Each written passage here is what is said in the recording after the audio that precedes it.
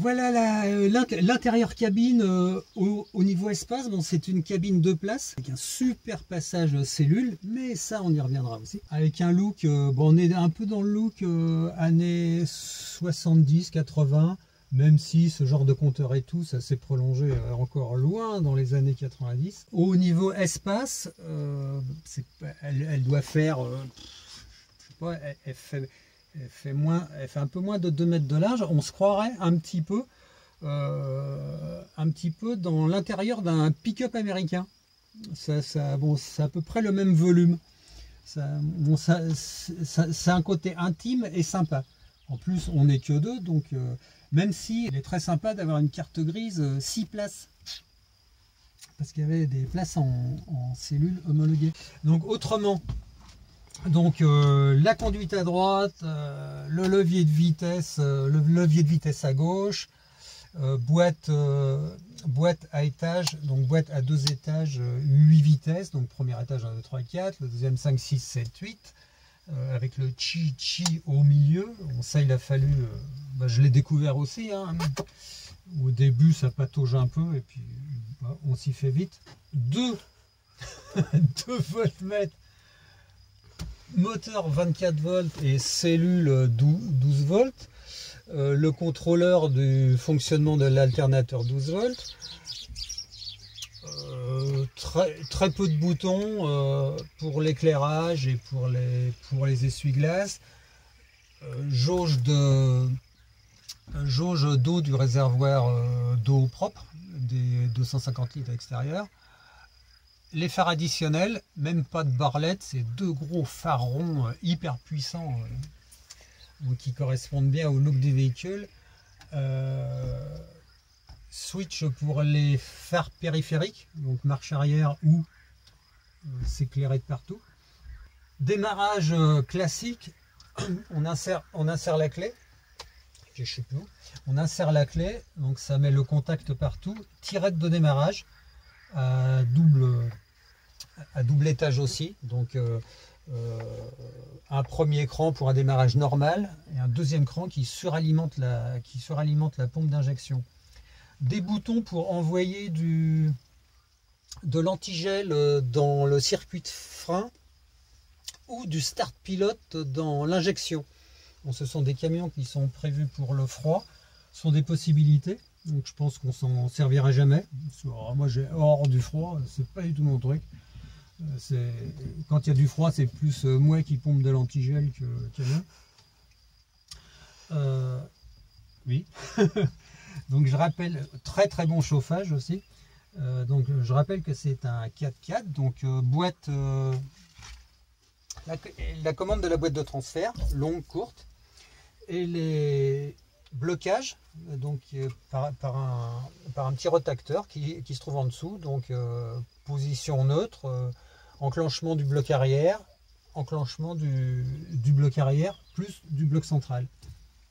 Petite tirette de ralenti moteur, donc qui sert soit à faire chauffer le moteur, soit en cas s'il y a des pompes ou des prises mécaniques sur les boîtes de vitesse, etc. En l'occurrence, on ne s'en sert que pour faire chauffer le moteur. Des prises additionnelles, on s'est mis un beau poste quand même avec des beaux parleurs. Il y en a 2 en dessous, on en a 2 dans les oreilles. Bon, c'est-à-dire qu'avec une puissance de 0,5 watts, on commence déjà à être sourd, c'est sympa. Il n'y a pas besoin de mettre beaucoup. Des prises additionnelles, donc allume-cigare, USB, qui est en train de servir là. Petite climatisation mécanique. Petite climatisation très simple, archi pas cher, incroyablement efficace. Franchement, bon, je pense qu'il y en a beaucoup qui connaissent déjà ces petits ventilos que l'on trouve sur et qui arrivent sous quelques jours. C'est super efficace. C'est incroyable, c'est incroyable. Quoi d'autre? La caméra de recul et de tout. Bon, c'est un écran avec 4 caméras filaires. On a déjà donné dans les machins à transmission qui marche pas. Bref, avec 4 caméras donc, qui sont interconnectées. Donc la caméra rétroviseur, une caméra je sais plus. Ah, ça, c'est la caméra avant, donc qui pique ce qu'on voit là, c'est l'attelage du pare-choc avant. Donc ça pique vraiment droit sur le capot. Ça, c'était des petits souvenirs en Bolivie où les petites mamies boliviennes qui mesurent entre 60 et 80 cm, chapeau compris, et qui n'exagères pas un peu. Aucune notion du danger parce qu'elles ont les boules de coca. Traverse juste devant le camion sans même s'occuper si on va redémarrer ou pas. Donc, et puis on ne sait jamais, hein, une petite Smart garée devant, un machin, Smart dans les voyages, pas trop. Enfin bon. Troisième vue, pique. Une deuxième caméra arrière, mais sur le qui est très rapprochée de l'arrière du camion. Donc là pour les manœuvres fines. Quatrième caméra, mais qu'est-ce que c'est ce truc? En fin de compte, bon, c'est pas un lac, c'est pas la mer, c'est le toit de la mezzanine. Donc la caméra est sur le toit de la mezzanine et surveille la hauteur. Pas les boliviennes, parce que là, une bolivienne qui se retrouve sur le toit, c'est que c'est qu'on l'a déjà percuté de l'avant. Mais on a eu quelques petites expériences rock'n'roll avec des câblages électriques ou téléphoniques, notamment en Amérique du Sud. Donc avant de tout embarquer et de priver tout un village d'énergie, ce qui est sympa, c'est de voir où on va passer, s'il faut soulever les câbles, etc. Bon, ça peut servir éventuellement passage de tunnel un peu chaud, mais bon, si on peut s'éviter ce genre de truc. Sachant que prochaine destination, il n'y aura peut-être pas beaucoup de tunnels. Voilà. Isolation, pendant qu'on est dans le plafond. On a rajouté une petite isolation, bon, qui est ce qu'elle est, sachant qu'il n'y en avait pas du tout. Le machin pour mettre un sandwich, une bod, un sandwich, une bod, un sandwich, une bod. Gros body. Quoi d'autre sur la cabine? Confort des sièges quand même. Ah oui. Les sièges, c'est classique camion. Donc ce sont des sièges, sont des sièges sur une embase pneumatique. Donc quand tout se gonfle, les sièges montent et puis restent sur une suspension pneumatique. Bon, c'est confortable. Bon, moi, en utilisation tout terrain, je trouve qu'il y a un petit côté désagréable parce qu'on a tendance à rebondir un peu trop, et ce mouvement, le pied qui est sur l'accélérateur suit le mouvement du corps, et on peut se retrouver à faire des à-coups comme ça, ce qui amplifie le mouvement du siège, et puis bon, ça se termine c'est infernal, quoi. Enfin, soit on dégueule tout, soit je sais pas, et il faut que je trouve un truc pour le durcir ou le bloquer, voilà. Ça fait partie des légères modifs à faire avant de partir. C'est un camion, c'est un camion qui est très peu connu, qui est ancien. Enfin, les Suisses le connaissent parfaitement bien, mais parfaitement bien. Ils en sont fous. Bon, mais dès qu'on sort des frontières suisses, bon, c'est vrai qu'il faut aller chercher. Bon, j'ai trouvé un fanat de ça qui est au Congo, je crois. En Amérique latine, on en trouve quelques-uns aussi. Bon.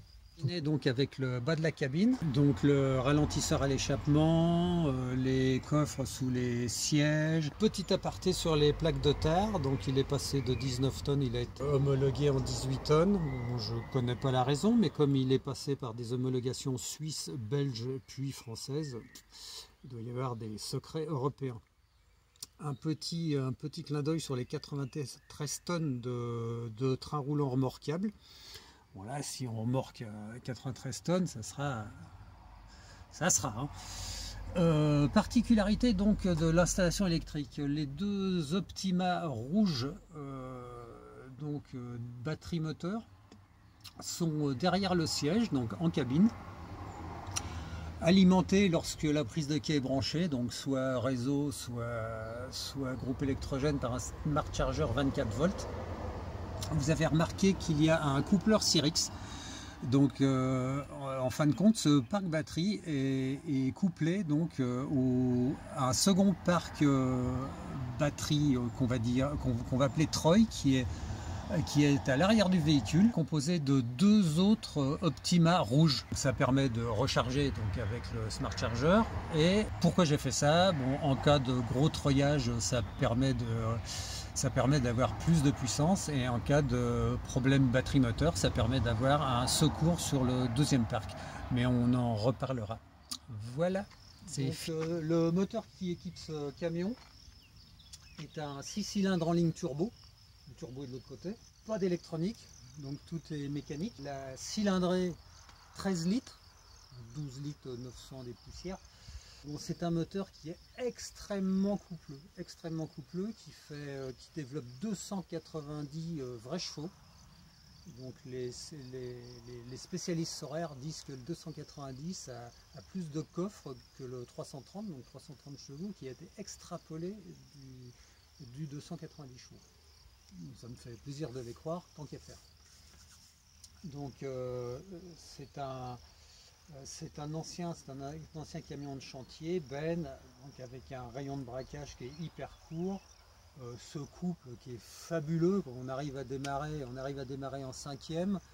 On est sur voie rapide à 80 en côte, on met pied dedans, il grimpe à 90 et ça continue de monter. Très bon moteur. Pour faire rapide, il est équipé, donc c'est ce que je vous avais dit quand on était en cabine, l'alternateur d'origine, 24 volts, pas super puissant, 35 ampères, c'est un peu limite. Si j'arrive à en trouver un autre compatible, je gonflerai un peu la puissance. Et un second alternateur, 12 volts, qui ne sert qu'à la recharge des batteries cellules. Voilà, donc Soraire, c'est marqué en gros ici, c'est pompe Bosch, c'est marqué en gros sur les culasses. 3 culasses, chaque culasse 50 kg, c'est un délire. Le poids total du moteur est dans les 1,5 tonne. Grosse bête. On a donc tout le tableau électrique, le turbo, donc qui s'enclenche extrêmement bas, on tourne entre 1004 et 1700 tours, vitesse de croisière sur route. 2000, on dépasse largement les vitesses autorisées. Voilà, donc avec le double filtre à huile, etc., etc. Il y a beaucoup de pièces qui sont compatibles et Mercedes et MAN, puisque si j'ai bien compris, Soraire a revendu pas mal de licences à ces deux marques dans le temps, donc qui se sont inspirés de la structure et de l'ingénierie pour faire leur propre mécanique. Voilà pour le moteur. Quand on referme, donc là on avait vraiment accès à tout. Sécurité. Voilà. On a fait le tour du moteur, vite fait. Donc on va faire le côté gauche du camion, côté gauche, donc côté passager. Donc à partir d'ici, bon, les roues là pour passer vite fait, enfin pas sur les roues mais sur les pneus, hein, bon je vous rappelle que c'est 4x4, mais on va rester, c'est vrai pour l'arrière, on mettra un profil un tout petit peu plus chantier sur les roues avant. On n'opte pas du tout pour les pneus purement tout-terrain, donc avec les grosses tétines.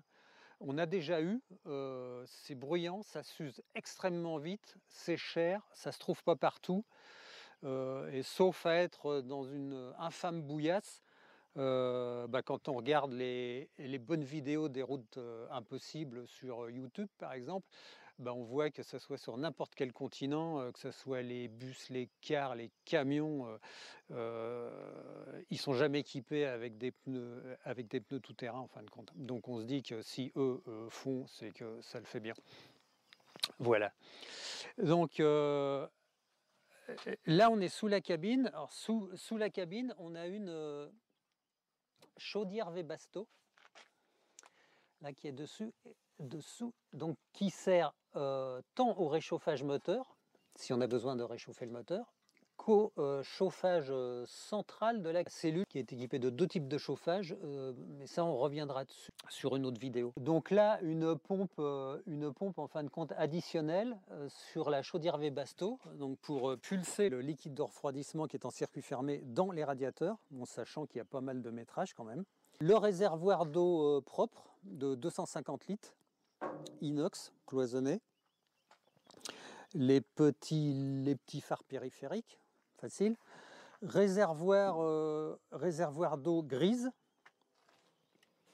Réservoir d'eau grise de 100 litres.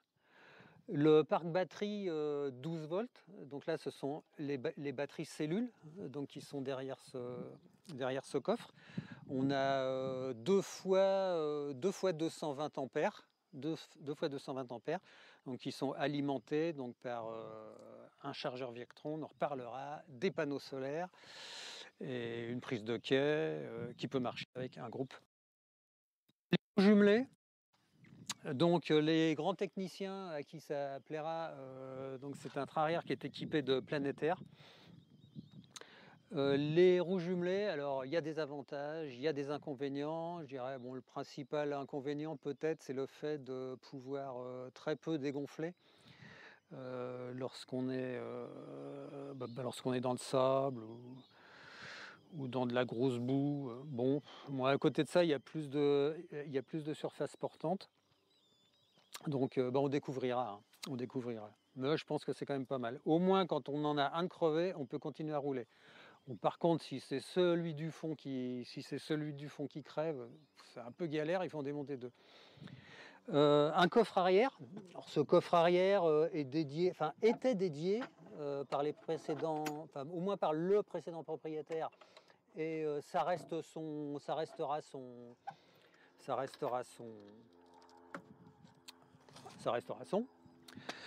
utilisation. Donc avec notamment un groupe électrogène. Donc c'est un Honda, bon c'est un groupe basique, hein, il n'est pas sonorisé, rien du tout. C'est un Honda de 2500 watts. Donc bon, ça démarre à la main, ça tombe jamais en panne. Ça peut servir dans le cas où on est en statique très très longtemps, qu'il n'y a pas de soleil et qu'il faut recharger. Voilà. Ou donner un peu d'électricité, à quelqu'un. L'arrière du camion. Donc l'arrière du camion, sur les extérieurs, on a donc échappement du chauffage air pulsé planard, aérotherme, anciennement planard, donc russe, qui est donc le deuxième chauffage de la cellule. Le premier, on l'avait vu avec la chaudière Webasto qui était à l'avant, donc qui chauffe un réseau domestique liquide de refroidissement, et là, air pulsé. Un treuil 10 tonnes, dont on ne s'est jamais servi encore, bien sûr. Barre de remorquage qui, elle, a certainement beaucoup servi. Les deux petits phares de recul à LED. Les 2 caméras, donc arrière. La soute, alors vous verrez tout de suite, pour ceux qui ont l'œil aguerri, qu'il n'y a pas de roue de secours à l'extérieur. Car à la construction, cette cellule a été prévue pour accueillir la roue de secours à l'intérieur.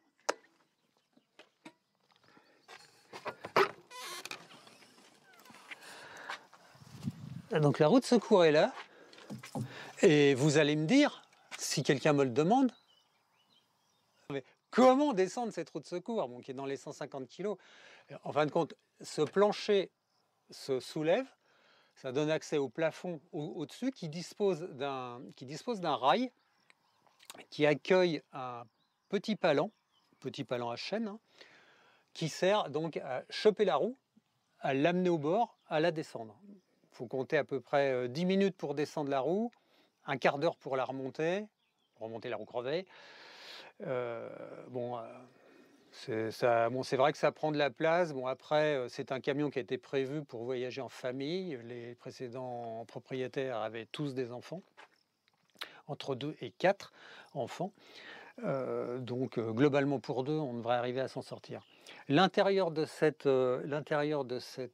soute, on voit le bas du deuxième frigo. Donc, que nous utilisons en tant que congélateur exclusivement. Peut-être qu'on va le laisser, peut-être qu'on va pas le laisser, ça dépend de nos projets. Bon, le projet qui est en train de mûrir très très vite en ce moment fait que peut-être on ne le laissera pas. Donc, stockage, là on a deux coussins pneumatiques. Ça, c'est quelque chose qu'on utilisait déjà avec notre précédent camion, Big Bidule, quand on a été en Amérique du Sud. Ce sont des coussins 40 tonnes, donc qui se branchent sur le circuit d'air ou sur un supercompresseur. Ils ont un développement à peu près de 35 cm, donc on en a 2, ça monte le camion à 70 cm de haut, sachant qu'on peut empiler des trucs divers et variés dessus, on peut rajouter une roue, un madrier, un machin pour le lever encore plus. C'est extrêmement rapide, extrêmement rapide. On est très loin des petits treuils hydrauliques. Très pratique. Et ça se trouve à pas trop cher du tout. J'ai une bonne adresse. En occasion, bien sûr. Autrement, ça vaut une blinde. Ce dont je vous parlais là sur les batteries qu'on a vues derrière les sièges, donc les batteries moteurs, les batteries moteurs sont couplées avec 2 autres Optima rouges qu'on vient de vous montrer là, donc qui sont reliés par du gros câble 70 mm via le Cyrix. Donc ce sont des batteries qui sont à la base dédiées au treuil. Bon, elles sont très près du treuil, donc on peut les charger à mort au niveau câblage. Bon, après, on peut considérer aussi que c'est un parc batterie de secours par rapport aux batteries moteurs. Sachant que ça nous fait donc 2 parcs batteries 24 volts avec 2 Optima de chaque côté. Ce sont des batteries qui encaissent des grosses puissances. Sur la soute, bon après on a tout le système eau classique avec la pompe, le petit ballon, etc. Avec les connexions qui vont vers les sanitaires, qui vont vers la cuisine, qui vont vers un osmoseur inversé. On vous en parlera plus tard. Voilà pour la soute. Bon, le fonctionnement pur de la descente de la roue, vous êtes sympa, vous ne me le demandez pas.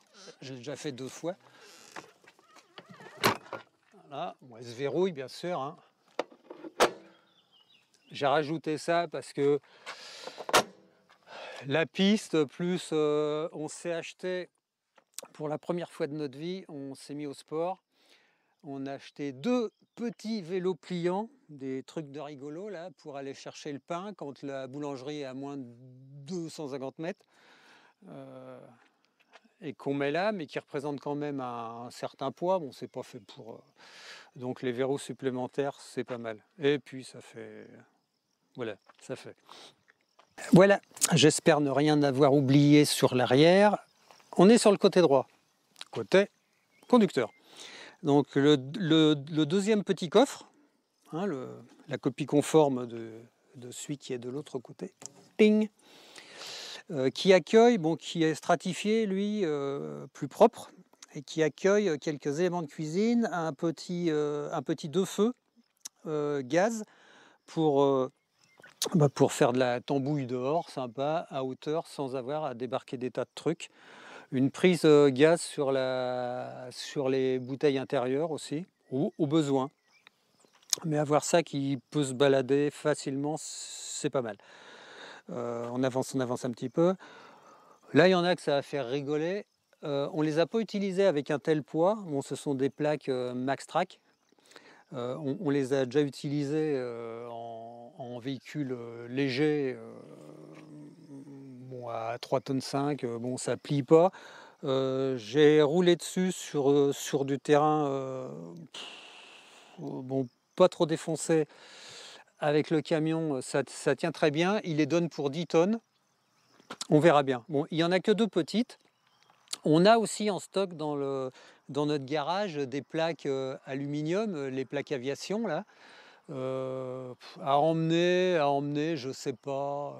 Bon, l'inconvénient c'est que ça se déforme, donc quand il faut les remettre en place, ça peut être un peu fouillis. Bah oui, j'ai le soleil dans la tronche, donc c'est normal que je fasse des machins comme ça. Hein, bon, hein, BFM, je continue. Ça, on verra. Incroyablement, on a les 2 mêmes roues jumelées de l'autre côté. Prise de quai, bon, norme européenne. Je vais certainement doubler ou pas parce qu'on a toutes les rallonges qu'il faut pour se plugger sur n'importe quoi. L'échelle lourde, difficile à manœuvrer, mais indestructible, qui se recoulisse en dessous de la cellule. Si j'arrive à trouver un système qui fait qu'elle ne s'appuie pas par terre, ça sera pas mal. Bon, je sais pas, tout en étant aussi stable, je verrai. Histoire de, on sait jamais. Et il n'y a pas le bip, bip, bip, bip, bip, comme les camping-cars avec le machin qui se remonte et qui tombe en panne. 2 réservoirs de combien on a mis dedans? De 300 litres. Donc qu'on peut coupler ou isoler, réservoir A, réservoir B, etc., etc. Ah oui, un petit aidez-moi, un petit auvent. Merci téléprompteur. Un petit auvent, donc 2,50 m de long. Bon, ça se rembobine à la main. Ça tient avec 2 pattes, c'est super simple. Normalement, c'est strictement incassable. Incassable et beaucoup moins cher que beaucoup d'autres choses. Bon, sur le Hilux qu'on avait aux US, là, on avait mis un Foxwing. Bon, un grand coup de vent, il s'en est pris un peu dans les articulations. Et puis, ouais, puis cher, quoi. Cher. Alors que ça, sympa la marque. Super efficace. Je ne vous dis pas d'où ça vient, je vais me faire critiquer. Bon, après, tout le reste concerne purement la cellule, dont on vous fera une présentation, parce qu'elle a une structure qui est très différente, avec ses avantages et ses inconvénients, qui est très différente de ce qu'on est habitué à voir. C'est un camion qui a été équipé vraiment en mode baroud. Il a déjà fait, bon, son curriculum vitae est pas mal, il a déjà fait l'Afrique, le Moyen-Orient, la Mongolie, la Sibérie, sous la neige, etc. Il a été pensé pour endurer beaucoup de choses. Son intérieur, donc la cellule a 20 ans, je vous en reparlerai, et vous verrez comme elle est faite. C'est bon, c'est aussi pensé comme... voilà, non mais on s'en fout, on verra plus tard ça. Clac. Là, je pars. Non, mais là... Bon, on a fini? Il resterait la cabine si on voulait torcher ça bien. On va faire la cabine. Combien il reste? 8%. Bon, on va mettre le fil. Le mais de quel côté? Non, ce côté-là, on l'a fait. C'est en fait quand on... c'est quand t'es à l'autre bout. 8%. Ouais, en fin de compte, ils bouffent plus que ce qu'ils rechargent. Ouais. Enfin bon, c'est un peu normal. Ah, le son. Oui, le son. Par terre, tu as marché dessus?